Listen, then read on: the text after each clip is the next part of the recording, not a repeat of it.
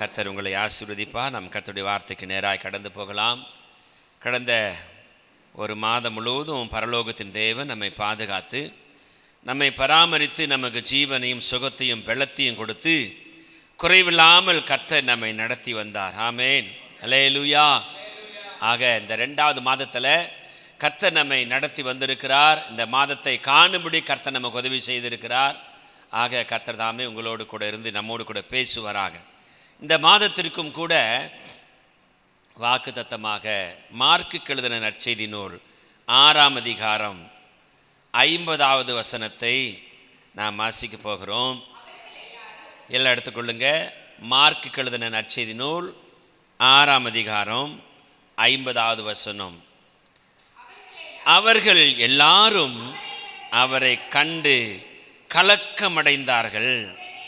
உடனே அவர் அவர்களோடே பேசி, திடன் கொள்ளுங்கள், நான் தான், பயப்படாதிருங்கள் என்று சொன்னார். அல்லேலூயா, அல்லேலூயா.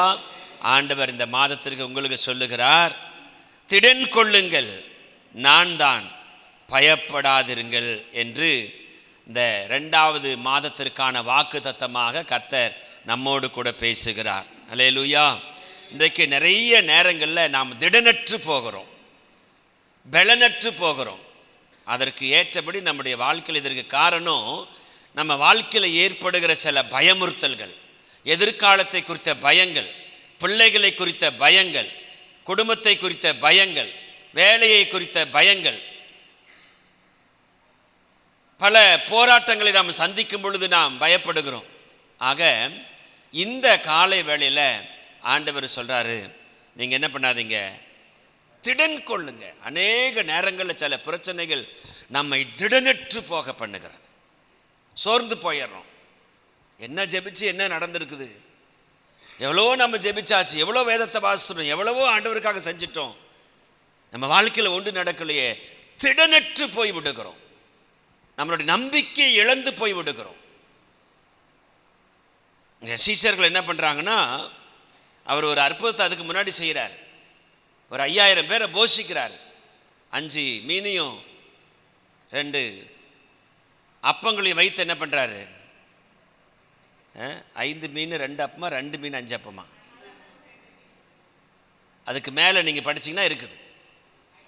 5 அப்பங்களும் 2 மீன்களையும் எடுத்து கர்த்தர் என்ன பண்ணுறாரு, ஒரு அற்புதத்தை செய்கிறார். அதுக்கு மேலே நீங்கள் படிச்சிங்கன்னா அந்த சம்பவம் தான் வருது. அப்போ 3 நாட்களாக ஜனங்களுக்கு அவர் பிரசங்கம் பண்ணி கொண்டிருக்கிறார். வனாந்திரத்தில் மக்கள் அவருடைய செய்திகளை கேட்டுக்கொண்டிருக்கிறாங்க. இந்த 3 நாட்களுக்கு அப்புறம் அந்த ஜனங்களை பசியோட பட்னியோடு அனுப்பக்கூடாது என்று சொல்லி ஆண்டவர் அவர்கள் என்ன பண்ணுறாரு, போஷிக்கிறார்.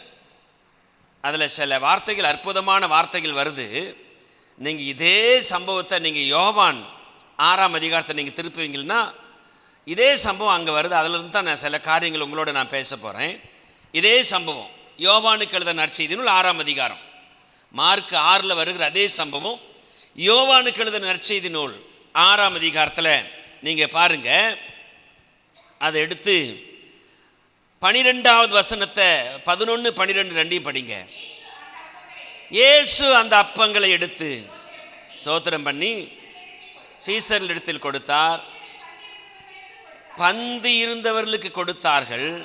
அப்படியே மீன்களையும் அவர் எடுத்து அவர்களுக்கு, எப்படியா, ஆண்டவருடைய வார்த்தையை கேட்க வருகிறவர்களுக்கு கர்த்தர் எப்படி கொடுப்பாரு, வேண்டிய மட்டும் கொடுப்பார். அல்லேலூயா சொல்லுங்க. ஆண்டவருடைய சமூகத்தை நேசிக்கிறவர்களுக்கு கர்த்தர் வேண்டிய மட்டும் கொடுப்பார். புரிஞ்சுட்டீங்களா? அந்த வார்த்தை ரொம்ப நல்ல வார்த்தை பாருங்க. தேவ சமூகத்தை தேடுகிறவர்களுக்கு அவர் வேண்டிய மட்டும் கொடுத்தார். இயேசு கிறிஸ்து எங்க பேசினாரு, வனாந்திரத்தில் பேசினார்னு இருக்குது. வனாந்திரத்தில் 24 ஹவர்ஸ் அங்கே 24 ஹவர்ஸ் பஸ் சர்வீஸ் இருந்துச்சாங்க? கிடையாது. கால்நடையாய் நடந்து போனாங்க அந்த ஜனங்க. ஏன்? கர்த்தருடைய வார்த்தையை கேட்பதற்காக, ஆண்டவருடைய வசனத்தை கேட்பதற்காக, அவர் பேசுவதை கேட்பதற்காக கால்நடையாய் நடந்த அந்த ஜனங்க வனாந்தரமான இடத்திற்கு போனாங்க. இன்னைக்கு நம்ம வசதிகளை தேடுறோம். நமக்கு வசதி இருந்தால் ஆலயத்துக்கு போகலாம், நமக்கு வசதி இருந்தால் ஜபத்துக்கு போகலாம், நமக்கு வசதி இருந்தால் நம்ம சர்ச்சுக்கு போகலாம் அப்படின்னு நினைக்கிறோம். இவங்களுக்கு அங்கே ஒரு வசதியும் கிடையாது. எல்லாம் கால்நடையாக என்ன பண்ணாங்க, நடந்து போனாங்க. மார்க் 3ஆம் அதிகாரத்தில் நீங்கள் பார்த்தீங்கன்னா அந்த சம்பவத்தை பார்க்கலாம். மார்க் 3ஆம் அதிகாரத்தை நீங்கள் பாருங்க, ஜனங்க எப்படி பண்ணாங்க, கால்நடையாக நடந்து போனாங்கன்னு இருக்கும். அதில் பாருங்க, படிச்சு பாருங்க. இயேசு வனாந்தத்தில் இருக்கிறார் என்று சொல்லி கேள்விப்பட்டு 2ஆம் அதிகாரத்தில் படிங்க. சில நாளுக்கு பின்பு அவர் மறுபடியும் கப்பர்நகூமுக்கு போனார்.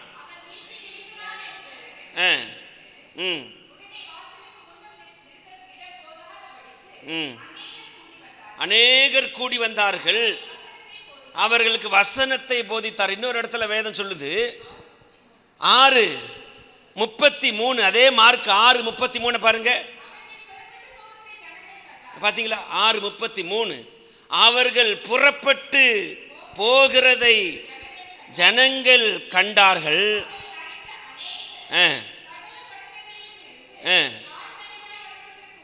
கால்நடையாய் அவ்விடத்திற்கு ஓடி அவர்களுக்கு முன்னே அங்கே சேர்ந்து, பார்த்தீங்களா, கால்நடையா ஓடனாங்களாம்.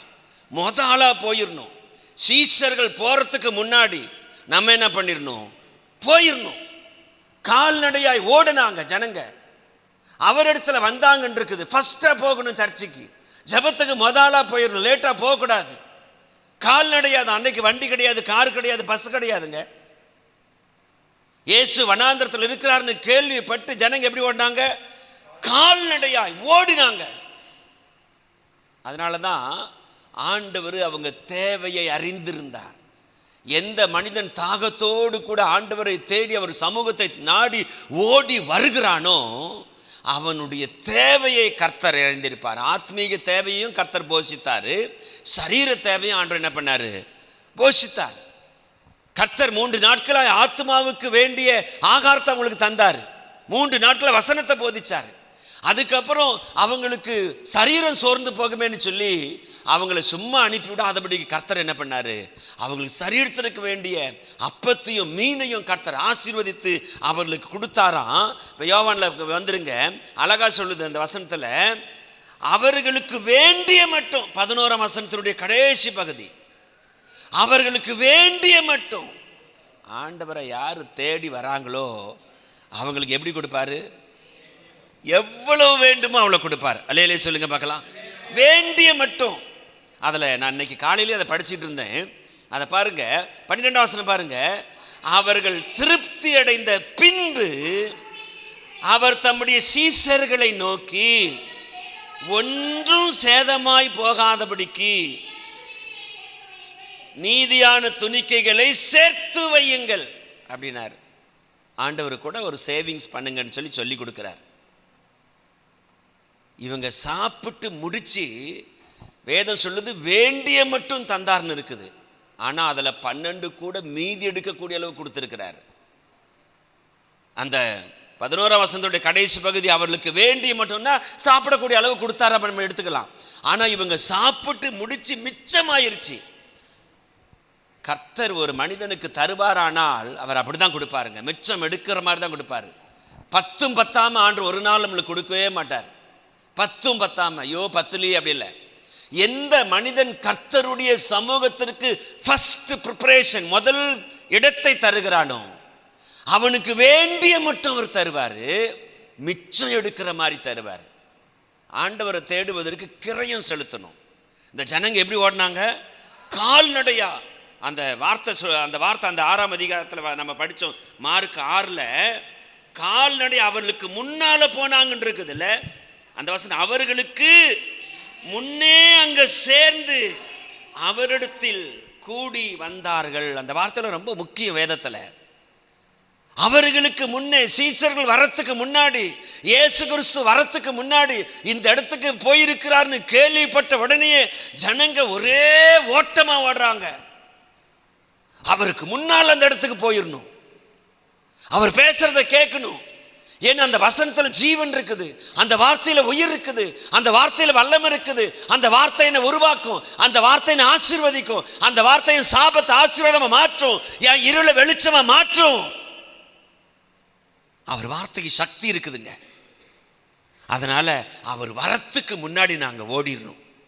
ஜனங்க ஒரே ஓட்டமா கால்நடையாய் ஓடினாங்க, கால்நடையாக ஓடுறாங்க. நம்மளுக்கு ஒரு நாள் பஸ்ஸு வரலான்னு இன்றைக்கி அதுக்கு ஒரு காரணம், பஸ்ஸு இன்றைக்கி வரல, வண்டி இன்றைக்கி பஞ்சர் ஆயிடுச்சு, வண்டியில் பெட்ரோல் இல்லை. அதெல்லாம் இப்போ தான் அந்த வசதியெல்லாம். அதுக்கு முன்னாடி எந்த வசதி இருந்துச்சு? ஒரு வசதியும் கிடையாது. கால்நடையாக தான் நடந்து மக்கள் போனாங்க. இன்றைக்கும் நீங்கள் வட இந்தியாவில் போய் பார்த்தீங்கன்னா பல மைல் தூரம் மக்கள் நடந்து ஊழியத்துக்கு வராங்க. நான் போயிருக்கிறதுனால சொல்கிறேன். பல மைல் தூரம். நம்ம ஊர் போல் தமிழ்நாடு மாதிரி அங்கே இவ்வளோ வசதியெல்லாம் கிடையாது. நார்த் இந்தியாவில் நம்ம ஊருக்கு 5 நிமிடங்களுக்கு 4 நிமிடங்களுக்கு 3 நிமிடங்களுக்கு ஒரு பஸ்ஸு நம்ம ரோட்டில் போகுது. அங்கே நீங்கள் பஸ்ஸே பார்க்க முடியாது. ஷேர் ஆட்டோ போகும், அதுவும் ஒரு அரை மணி நேரத்துக்கு ஒரு ஷேர் ஆட்டோ போகும். அதில் அந்த கூரைக்கு மேலெல்லாம் ஏறி உட்காந்துட்டு போகிறாங்க, நான் பார்த்துருக்குறேன். ஆச்சரியமாக இருக்கும். ஷேர் ஆட்டோவில் தான் மக்கள் போகணும். போக முடியாத இடங்களுக்கு மக்கள் கால்நடை நடந்து போகணும். ஒரு முறை நார்த் இந்தியா போயிருந்தேன். யூபியில் போயிருக்கும்போது ஒரு வில்லேஜில் ஒரு கூட்டம். அந்த வில்லேஜுக்குள்ளே பார்த்தீங்கன்னா நிறைய ஒரு 50-60 மக்களுக்கு மேலே வந்திருந்தாங்க. அப்போ நான் கேட்டேன், இவங்களாம் எப்படி வந்தாங்க? அப்போ அதில் ஒரு அம்மா சொன்னாங்க, நேற்றுக்கு சாயங்காலமே நாங்கள் கிளம்பிட்டோம், நேற்றுக்கு சாயங்காலமே கிளம்பி கொஞ்சம் கொஞ்சமாக நடந்து வருவாங்களாம். அந்த அம்மா சொல்கிறாங்க, எனக்கு ரொம்ப ஆச்சரியமாக இருந்துச்சு. அதனால தான் கர்த்தர் அற்புதங்களை தாராளமாக செய்கிறாரு, ஏராளமாக அற்புதம் அதனால தான் நடக்குது. நம்ம என்ன பண்ணுறோம், எவ்வளோ வசதி இருந்தாலும் நான் அதுக்கு மேலே வசதி எதிர்பார்க்குறோம் தேவனை தேடுறதுக்கு. கால்நடையாய் ஓடி வந்தாங்க அந்த ஜனங்க. அதனால தான் கர்த்தர் என்ன பண்ணார்னா, அதில் இருக்கிறது 5 அப்பமும் 5 மீனும் 2 அப்பமும் தான். அதை கர்த்தர் என்ன பண்ணிட்டாரு, ஈஸியாக ஆசீர்வதிச்சிட்டார். நம்மளுடைய தாகமும் நம்மளுடைய வேகமும் எவ்வளவு இருக்குதோ அவ்வளோ வேகமாக கர்த்தர் செயல்படுவார். எந்த மனிதன் தேவனுக்காக வேகமாக செயல்படுறானோ அந்த மனிதனுக்காக ஆண்டவர் அதை காட்டிலும் வேகமாய் செயல்படுவார். நம்முடைய தாகமும் வேகமும் எவ்வளவு இருக்கிறதோ அதை பொறுத்து கர்த்தர் வேகமாய் நமக்காக செயல்படுவார். நம்மளை பட்டினி அனுப்ப மாட்டார். இந்த வசனம் இப்போ நம்ம யோவானுக்கு வந்துடலாம், வேகமாக நான் செய்திக்குள்ளே போகிறேன். அப்போ அவர்களுக்கு வேண்டிய மட்டும் அவர் என்ன பண்ணாராம், கொடுத்தார் அப்படின்னு இருக்குது. ஆண்டவரை தேடி வருகிறவர்களை கர்த்தர் பட்டினி போடவே மாட்டாருங்க.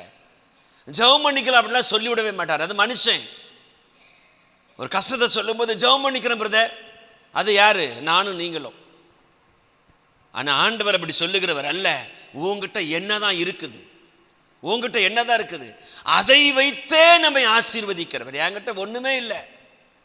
ராஜாக்கள் புஸ்தகத்தில் பார்த்தீங்கன்னா ஒரு தீர்க்கதரிசியுடைய புத்தருடைய மனைவி தீர்க்கதரிசிட்ட வராரு. அந்த அம்மா வராங்க, வந்துட்டு, ஐயா எங்கள் வீட்டுக்காரன் கடன்காரனா என்னை உங்களை விட்டுட்டு போயிட்டான், செத்து போயிட்டான், ஏகப்பட்ட கடனை வாங்கி என்ன பண்ணிட்டான், கடன்காரனா எங்களை விட்டுட்டு போயிட்டான். இப்போ கடன்காரங்களாம் எங்கள் பசங்களில் அடிமை பண்ண பார்க்குறான், எங்களை அடிமை பண்ண பார்க்குறான், எங்களுக்கு கடன் கட்ட ஒரு வழியுமே இல்லை.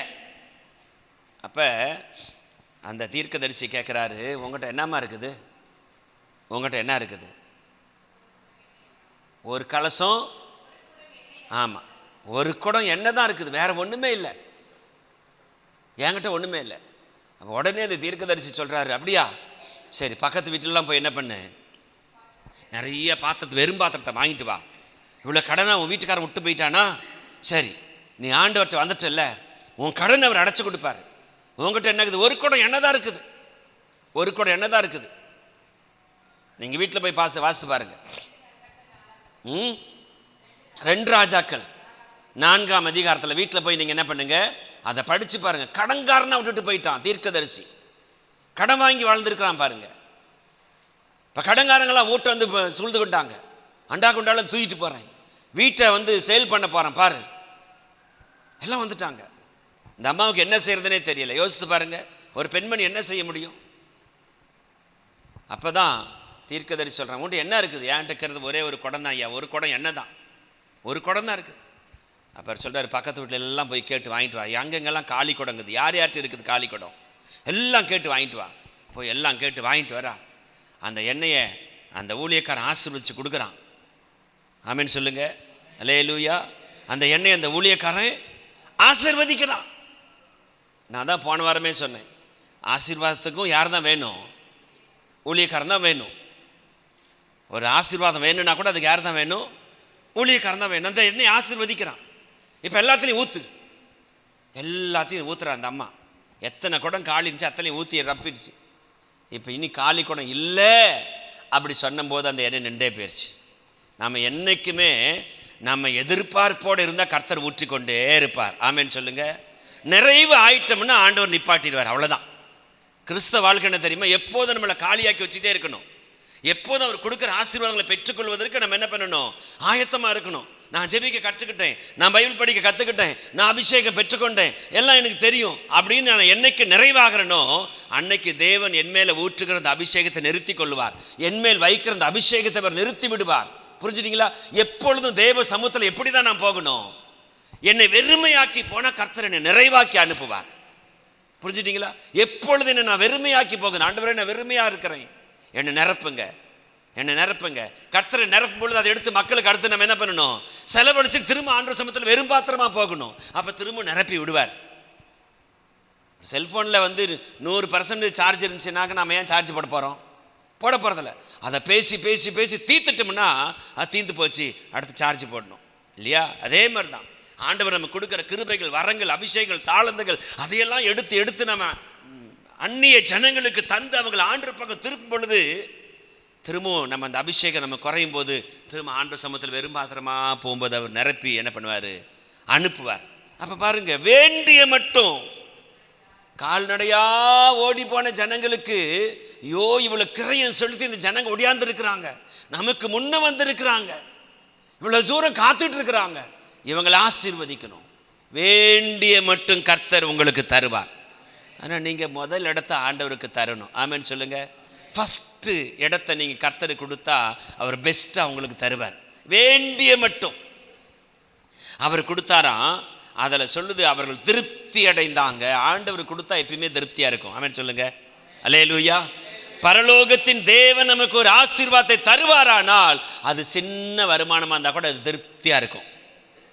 5000 தாங்க எனக்கு சம்பளம், அதில் நீங்கள் திருப்தியாக வாழுவீங்க. ஆனால் உலகம் 5 லட்சம் கொடுத்தா கூட அதுக்கு பத்தாது. தேவன் கொடுத்தாருன்னு அது சின்னதாக இருந்தாலும் திருப்தியாக இருக்கும். திருப்தி மட்டுமல்ல, அவர் தம்முடைய சீசர்களை பார்க்குறாரு. அங்கே என்ன இருக்குது? அவங்க சாப்பிட்டு மிச்சம் இருக்குது. உடனே அவர் சொல்கிறாரு, அதெல்லாம் அப்படி தூக்கி குப்பையில் போட்டு போயிடாதீங்க, அது என்ன பண்ணுங்க, ஒன்றும் சேதமாக போகாத என்ன பண்ணுங்க. ஆமாம், அதனால தான் இதை தான் எதனா இந்த ரெஃப்ரிஜிரேட்டரை கண்டுபிடிச்சி அந்த வசந்தத்தை படித்தானே நம்ம தெரியல. ஃப்ரிட்ஜை கண்டுபிடிச்சி என்ன ஜெயக்குமார் சேகரிச்சு இந்த வசந்த ஒரு வேளை படிச்சிருப்பான் போல தெரியுது. எல்லாம் நிறைய சாப்பாடெலாம் செஞ்சு மீதி பண்ணி எல்லாம் குப்பையில் போடுறாங்க. இந்த மாதிரி ஒன்று சேர்த்து வச்சுட்டு என்ன பண்ணலாம்? ஒரு 5 நாளைக்கு குழம்பு செஞ்சு என்ன பண்ணலாம்? உள்ளே வச்சிடலாம். 10 நாளைக்கு என்ன பண்ணலாம்? தோசை மாவு, இட்லி மாவு அரைச்சி உள்ளே வச்சுட்டோம்னா அப்பப்போ என்ன பண்ணிக்கலாம். எவ்வளோ இந்த வசந்தம் ஒரு படிச்சிருப்பான்னு என்னமோ தெரியல. சேமிப்புன்னு சொல்லி சேமிக்கிறது என்ன பண்ணுறது? ஆண்டவர் அன்னைக்கே சொல்லிட்டார், ஒரு சேமிப்பு பண்ணி வை, மீதியாக இருக்குது, ஒன்றும் சேதம் பண்ணாத, ஒன்றையும் சேதம் பண்ணாத, ஒன்று கூட சேதம் பண்ணக்கூடாது. நாம் இன்னைக்கு சேதம் பண்ணுறதில் ரொம்ப கெட்டிக்காரங்க. பிடிக்கலன்னா அதை அப்படியே தூக்கி எறிஞ்சிட்டு அடுத்த பகுதிக்கு போயிடுறோம். சாப்பிடும்போது கூட உங்களுக்கு எவ்வளோ வேணுமோ அவ்வளோதான் வாங்கி சாப்பிடணும். புரிஞ்சுட்டிங்களா? வேணுன்றதை மட்டும் வாங்கிக்கணும். நிறைய திருமணத்தில் நான் பார்த்துருக்குறேன், எல்லாம் வரிசையை வச்சுட்டே போவாங்க. வேணுன்றதை வாங்கிட்டு வேணுன்றதை வேண்டாம் அப்படின்னா வைக்காத போகிறாங்க. எல்லாத்தையும் போட்டதுக்கப்புறம் கோழி கொத்துற மாதிரி கொத்தி விட்டுட்டு அப்படியே இலையோட மூடி விட்டு வந்துடுவாங்க. பார்த்துருக்குறீங்களா? அவ்வளவு வீணாக போயிடுது. ஆண்டவர் சொல்றார், ஒன்றும் சேதமாய் போகாதபடிக்கு மீதியான துணிக்கைகள் என்ன பண்ணுங்க, சேர்த்து வையுங்கள் அப்படின்னாரு. அந்தபடி அவர்கள் சேர்த்து வார்கோதுமை அப்பங்கள் 5 அவர்கள் சாப்பிட்டு மீதியான துணிக்கைகளினாலே 12 கூடைகள் அவங்க என்ன பண்ணினாங்களாம், சேமிச்சு பண்ணி வச்சாங்க. அப்போ சேமிப்பு என்பது நமக்கு ரொம்ப அவசியம். சின்ன வருமானமாக இருந்தாலும் அதில் ஒரு சின்ன சேமிப்பு உங்களுக்கு வேணும். 5000 தான் சம்பளம்னா 4000 என்ன பண்ணுங்க, செலவு பண்ண கற்றுக்கோங்க. மீதி ஒரு 1000 என்ன பண்ணணும், கர்த்தருக்கு கொடுக்க வேண்டியதை கொடுத்துட்டு மீதி என்ன பண்ணணும், சேமிப்பு பண்ணணும். 5000 சம்பளம்னா 500 ரூபா கர்த்தருக்கு கொடுக்க வேண்டிய பணம், அதை கொடுத்துட்டு 500 ரூபாயை சேமிப்பு பண்ணிவிட்டு 4000 என்ன பண்ணணும், குடும்பம் நடத்த தெரியணும். 5000 வாங்கிட்டு 10,000 செலவு பண்ணக்கூடாது. சிலர்லாம் பார்த்துட்டு 5000 சம்பளத்துக்கு 10,000 செலவு பண்ணுவாங்க. இப்போ மீதி 5000 எங்கேருந்து கொடுக்கறது? கடன் வாங்கி கழித்தல். 1வதுலேயே சொல்லி கொடுத்தாங்க. 1வது 2வது 3வது அங்கே சொல்லி கொடுத்துருவாங்க. எப்படி? இங்கே ஒன்று பக்கத்தில் அழகாக சொல்கிறானே, பக்கத்துலேயே வாங்க அப்படின்றான் பிரதர். ஏன்னா அவங்களும் அப்படி தான் சொல்லிக்கிறாங்க. இங்கே என்ன இருக்குது? சைபர் இருக்குது. இங்கே என்ன இருக்குது? சைபர் இருக்குது. அது 5 போகுமா? அது போகாது. ஏன்னா அதுக்கு கால் இல்லை. கால் இருந்தால் தானே போகும். மேலே என்ன இருக்குது? சைபர் இருக்குது. கீழே 5 இருக்குது. களி பார்க்கலாம். போகுமா? போகாது. அப்போ என்ன பண்ணு? பக்கத்தில் ஒரு 9 இருக்குது. பக்கத்தில் 1 கடன் வாங்கிக்கோ. பக்கத்தில் 1 கடன் வாங்கிட்டு என்ன ஆயிடுச்சு? 10 ஆயிடுச்சு. இப்போ 5ல் 5 போயிட்டு மீதி 5 இருக்குது. அதனால் பக்கத்து வீட்டிலே வாங்கிடு. கடன் வாங்கி கழித்தல் சொல்லி கொடுத்துட்டாங்க. ஆனால் ஆண்டவர் அழகா சொல்கிறாரு, சேமிப்பு உனக்கு ரொம்ப அவசியம். ஒரு சின்ன சேமிப்பு இருக்கணும். சில குடும்பங்கள்லாம் எவ்வளவு வந்தாலும் அதை தின்னு தீத்துறது. அந்த மாதம் கடைசியில் வரும்போது கடங்காரெல்லாம் கையேந்துறது. சேமிப்பு நமக்கு ரொம்ப அவசியம். கர்த்தர் கொடுத்தார்னா அதில் கட்டாயம் நாம் திருப்தி அடைவது மாத்திரமல்ல, அதில் ஒரு சேமிப்பை நாம் வைக்க முடியும். இப்போ இதெல்லாம் முடிஞ்சிச்சு. திருப்தியான உடனே இப்போ இயேசுவும் வேண்டாம், காசும் வேண்டாம்னு என்ன பண்ணிட்டாங்க? எல்லாம் கப்பலத்து படகு தூக்கிட்டு கிளம்பிட்டாங்க. யார்? நம்ம ஆட்கள் எல்லாம். திருப்தி ஆகிட்டு தான் ஆண்டவர் தேட மாட்டோமே. திருப்தி அடைந்தவன் தேன் கூட்டை மிதிப்பான் என்ன பண்ணுது? பைபிளே சொல்லுது. திருப்தி அடைந்தவன் தேன் கூட்டை மிதிப்பான் பைபிள் சொல்லுது. அதனால திருப்தியான உடனே இயேசுவே வேண்டாம், கப்பலை தூக்கிட்டு வீட்டுக்கு கிளம்பலாம், போய் படுக்கையை போடலாம் அப்படின்னு சொல்லி என்ன பண்ணிட்டாங்க? இயேசு ஒன்றும் படகுல ஏறல, கப்பலை தூக்கிட்டு கிளம்பிட்டாங்க எல்லாம். நம்ம ஆட்கள் எல்லாம் என்ன பண்ணிட்டாங்க? அவர் பாட்டு இங்கே ஜெபம் அங்கே ஜெபம், அவங்களுக்கு அந்த பிரச்சனை ஜெபம் பண்ணிட்டு பாருங்க, அவன் பண்ணிட்டு வரட்டும், நம்ம வீட்டுக்கு போகலாம். இப்போ தான் வயிறப்பா சாப்பாடு போட்டார். இப்போ அடுத்த வேலை என்னது? தூங்குற வேலை தான். கிளம்புவோம், வீட்டுக்கு கிளம்புவோம் அப்படி சொல்லிட்டு படகு தூக்கிட்டு என்ன பண்ணிட்டாங்க? கிளம்பிட்டாங்க. இப்போ வந்துருங்க 17வது 16 17 வாசிங்க பார்க்கலாம். சாயங்காலமான போது இந்த பந்தியெல்லாம் முடிச்சு போகிறதுக்கு எவ்வளோ ஆகிப்போச்சு? சாயங்காலம் ஆகிப்போச்சு. இப்போ வயிறும் ரம்பிருச்சு, கண்ணும் ரம்பிருச்சு, பையும் ரம்பிருச்சு, எல்லாமே இப்போ ரம்பிருச்சு. எல்லாம் வயிறு ரம்பிருச்சு, கண்ணு ரம்பிருச்சு, கொண்டு போன பையன் என்ன பண்ணிருச்சு? என்ன டாக்டர் சார்? ரம்பிருச்சு. இப்போ என்ன பண்ணிட்டாங்க? பையன் ஆளாளுக்கு ஒரு பையை தூக்கிட்டு கிளம்பிட்டாங்க. வீட்டுக்கு போவோம். சாயங்காலமான பொழுது அவருடைய சீசர்கள் கடற்கரைக்கு போய் படவில் ஏறி ஆமாம் கிளம்பிட்டாங்க. கப்பர்நகூமுக்கு கிளம்பிட்டாங்க. ஆனால் யார் வரல கூட? வயிறும் வாயும் ரம்பிட்டா இயேசு விட்டுற வேண்டியது தானா? இன்னைக்கு நிறைய பேருடைய வாழ்க்கை இதுதான். கொஞ்சம் தேவைகள் சந்திக்கப்பட்டால் போதும், அவ்வளோதான். அவங்கள சபையில் பார்க்க முடியாது, ஜெபத்தில் பார்க்க முடியாது, சர்ச்சில் லேட்டாக தான் வருவாங்க. லேட்டாக வந்து என்ன பண்ணுவாங்க? கடைசியாக வந்து ஃபஸ்ட்டாக போயிடுவாங்க சபை விட்டு. பார்த்துருக்குறீங்களா? வயிறு நிரம்பிருச்சு, திருப்தி அடைஞ்சிட்டாங்க. இப்போ இயேசு வேண்டாம், இயேசு விட்டுட்டே எல்லாம் படகு தூக்கிட்டு கிளம்பிட்டான். ஆண்டவர் இங்கே இருக்கிறாரு, இந்த கடலில் இருக்கிறார். எல்லாம் கப்பர்நகூமுக்கு நேராக கிளம்பிட்டாங்க. இயேசு இல்லாத போன படகுல என்ன இருந்துச்சு? அடுத்த வார்த்தை சொல்லுது, இருட்டா இருந்தது. நீ எவ்வளவு திருப்தி அடைந்தாலும் இயேசு இல்லைன்னு அடுத்தவனுக்கு பின்னாலே என்ன வந்துடும்? ஏன்னா உன் வாழ்க்கையில் வெளிச்சத்தை உதிக்க பண்ணுகிறவரே யார் தான்? நீதியின் சூரியனாக இருக்கிற அவர் தான். இயேசு இல்லாத போனாங்க, இருட்டா இருந்தது, இயேசுவும் அவர்களிடத்தில் வராதிருந்தார். இவங்க கூட்டிட்டு போகல, விட்டுட்டே போயிட்டாங்க. என்ன இவங்களுக்கு அவசரம்? இப்போ வயிறு ரம்பிருச்சு, தூக்கம் வந்துருச்சு, ஓடி போய் படுத்துக்கணும். கம்பளிக்கு முடியெல்லாம் போச்சு என்ன பண்ணணும்? படுத்துக்கணும். ஆனால் நீங்களாம் இவ்வளோ சீக்கிரமாக கம்பளியெல்லாம் தூக்கி அடிச்சு வந்திருக்கிறீங்களே, நீங்களாம் உண்மையிலேயே ஆசீர்வாதமான ஆட்கள் தான். இவ்வளோ சீக்கிரமாகவே இந்த குளிரில், இன்றைக்கி தான் ஆண்டு கிருபையில் குளிர் குறைவாக இருக்குது, கம்பளியெல்லாம் இன்றைக்கி ஒதுக்கிட்டு வந்துட்டீங்களே இல்லையா? இப்போ போய் பாருங்கள், எத்தனை பேர் இன்னும் கம்பளி போத்திட்டே இருப்பாங்க. ஆனால் இவ்வளோ காலையிலே வந்திருக்கிறது பெரிய ஆசீர்வாதம். 5:30 மணிக்கெல்லாம் உள்ளே வந்துடுறது எவ்வளோ பெரிய ஆசீர்வாதம் தேவ சமூகத்தில். இப்போ கர்த்தர் உங்களை திருப்திப்படுத்துவார். இந்த மாதத்தில் மிச்சம் எடுக்கும்படி ஆண்டவர் செய்வார். வேண்டிய மட்டும் கர்த்தர் உங்களுக்கு தருவார். அல்லேலூயா. ஆனால் ஆண்டவர் மட்டும் எந்த காலத்திலும் விட்டுறாங்க. அதான் தேவ சமூகன்ற செய்தியை நான் தொடர்ச்சியாக உங்களுக்கு எடுத்துட்டு இருக்கிறேன். கர்த்தரை விட்டு விட்டு போயிட்டாங்க. அதனால் இப்போ கையும் பையும் ரம்பி இருந்தாலும் அங்கே இப்போ என்ன வருது? பின்னாடியே இருட்டு வந்துருச்சு. வாழ்க்கையில் இருட்டா இருந்தது. தொடர்ந்து படிங்க. வராதிருந்தார். அடுத்தது என்ன வருது? இருட்டு வந்த உடனே என்ன வந்துடும்? பெருங்காற்று. பெருங்காற்று. யோபுனுடைய பசங்க வீட்டில் ஒரு பெரிய பந்தி நடக்குது. 1ஆம் அதிகாரத்தில் வாசிக்க வேண்டிய வீட்டில் போய் படிங்க. அவங்க எல்லாம் மொத்த 10 பேர் எல்லாம் அந்த வீட்டில், மூத்த பையன் வீட்டில் ஒரு பெரிய விருந்து வச்சிருக்கிறாங்க. அப்போ பெருங்காற்று தான் 4 மூலையில் அடிச்சது என்று எழுதியிருக்காங்க. நீங்கள் வாசித்து பார்த்தீங்கன்னா 4 பக்கமும் பெருங்காற்று அடித்து அந்த வீட்டையே என்ன பண்ணிச்சுது, அவங்க மேலே விழுந்து எல்லாரையும் கொன்றே போட்டு விட்டது. புரிஞ்சுட்டீங்களா? எல்லாரும் என்ன பண்ணிட்டாங்க, செத்து போனாங்க. வேதத்தில் நம்ம வாசிக்கிறோம் 1ஆம் அதிகாரத்தில் 19ஆம் வசனத்தில். வீட்டில் போய் படிங்க. யோபு 1:19 எழுதி வச்சுக்கோங்க. வீட்டில் போய் என்ன பண்ணுங்க, படிங்க. அப்போ பெருங்காற்றினுடைய வேலை என்ன தெரியுமா? மனிதனை கொல்லக்கூடிய அளவுக்கு சேதாரத்தை கொண்டு வரக்கூடியது பெருங்காற்று. ஏன் பெருங்காற்று அடிச்சிச்சு? படகுல யார் இல்லை? இயேசு இல்லை. இயேசு இல்லைன்னா முதல்ல இருட்டு வரும், 2வது என்ன வரும்? பெருங்காற்று அடிக்கும், 3வது கடல் கொந்தளிக்க ஆரம்பித்தது. வாழ்க்கையே கொந்தளிக்க ஆரம்பிச்சிடும். இயேசு இல்லைன்னா என்ன பண்ணிடும்? வாழ்க்கை என்ன பண்ணும்? கொந்தளிக்கும். இயேசு இல்லாவிட்டால் வாழ்க்கை கொந்தளிக்கும். எந்த பக்கம் போறதுனே தெரியாது. நீங்க ஒரு பக்கம் போல நினைப்பீங்க, அடிக்கிற காத்து அது ஒரு பக்கமா என்ன பண்ணும்? உங்களை தள்ளிக்கிட்டு போகும். நம்ம நினைச்சது நடக்காது, நினைக்காததெல்லாம் நடக்கும்.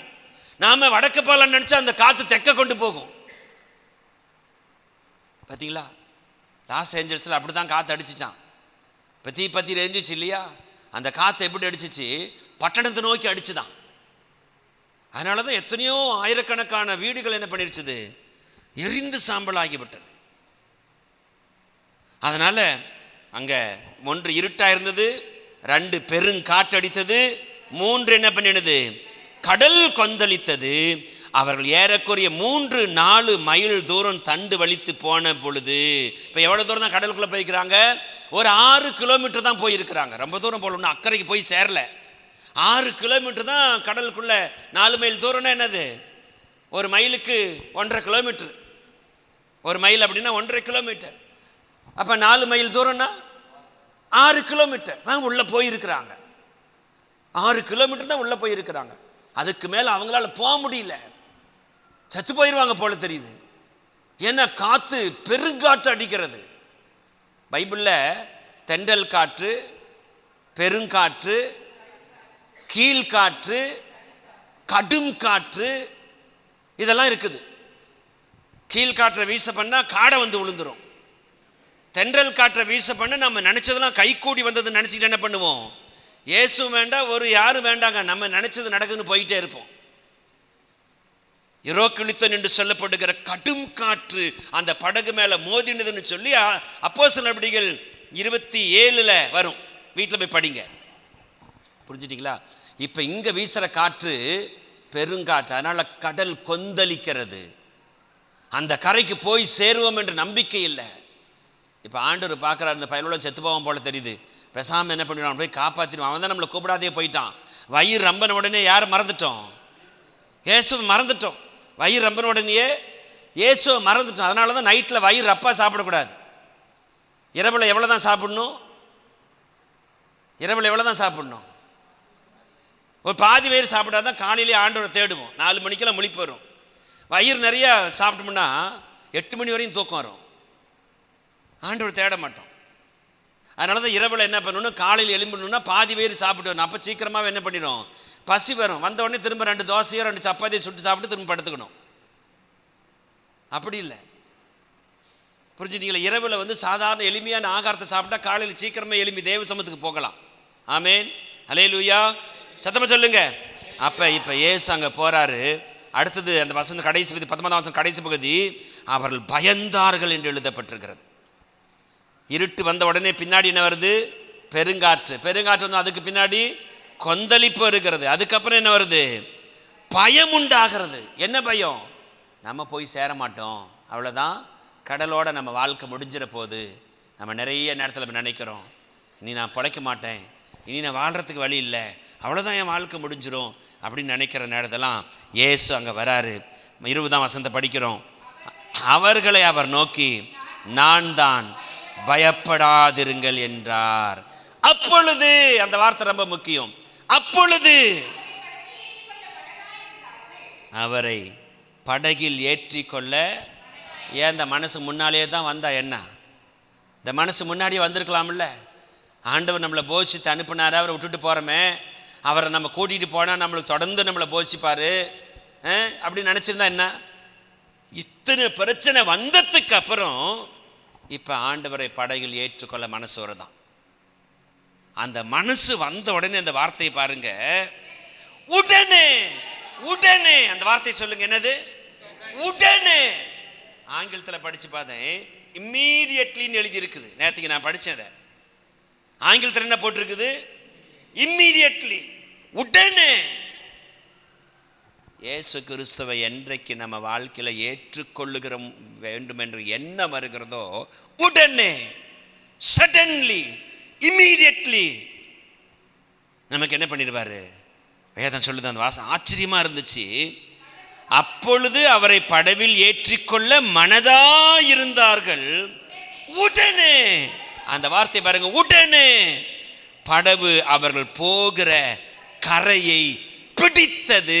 கரங்களை தட்டி கர்த்தரை மகிமைப்படுத்து. நல்ல கரங்களை தட்டி ஆண்டவரை மகிமைப்படுத்துங்க. ஆண்டவரை எவ்வளவு நிறைவு வந்தாலும் அவரை விட்டுறவே கூடாது. ஆமென் சொல்லுங்க. எவ்வளவு நிறைவு இருந்தாலும், எத்தனை மிச்சம் எடுத்தாலும் இயேசுவை நாம் விட்டுவிடக்கூடாது. உடனே அவரை படவில் ஏற்றிக்கொள்ள மனதாயிருந்தார்கள். அந்த மனசு வந்த உடனே அவர்கள் போக வேண்டிய இடத்துக்கு என்ன பண்ணிட்டாங்க? எப்படிங்க போயிருப்பாங்க அந்த கரைக்கு? நான் ஆச்சரியமா இருந்துச்சு எனக்கு. 6 கிலோமீட்டர் தான் போயிருக்கிறாங்க. பேசு போயிடறாரு. இன்னும் எத்தனை கிலோமீட்டர் அந்தாண்ட போகணும்னு நமக்கு தெரியல. அவரை கப்பலில் ஏற்றுக்கொள்ள, அந்த படகுல ஏற்றுக்கொள்ள மனசு வந்த அந்த உடனே அவங்க எங்க போயிட்டாங்களாம்? கரையை பிடித்தார் என்று எழுதியிருக்குது. ஆண்டவராயிருக்கிற தேவனை நம்முடைய படகிலே வைத்துக்கொள்ள மனசு நமக்கு எப்பொழுதெல்லாம் இருக்குதோ அப்பொழுதெல்லாம் கர்த்தர் நம்மை ஆசீர்வதிப்பார். அல்லேலூயா. ஆகவே இந்த நாட்களில் ஆண்டவர் உங்களையும் என்னையும் பார்த்து சொல்றார், பயப்படாதீங்க, நான் திடன் கொள்ளுங்க, நான் தான், பயப்படாதிருங்கள். ஆக இந்த 2 பகுதி எப்போதுமே மத்தேயு, மார்க்கு, லூக்கா, யோவான் இந்த 4 புஸ்தகத்துலையும் சில சம்பவம் 3 புஸ்தகத்தில் வரும், சில சம்பவம் 2 புஸ்தகத்தில் வரும். இந்த 2ஐயும் நீங்கள் கம்பேர் பண்ணி படித்து பாருங்கள், நிறைய நல்ல காரியங்கள் நமக்கு கிடைக்கும். ஆமென். கர்த்தருக்கு மகிமை உண்டாடும். கண்களை மூடி நம்ம அப்படியே ஜெபிக்கும்.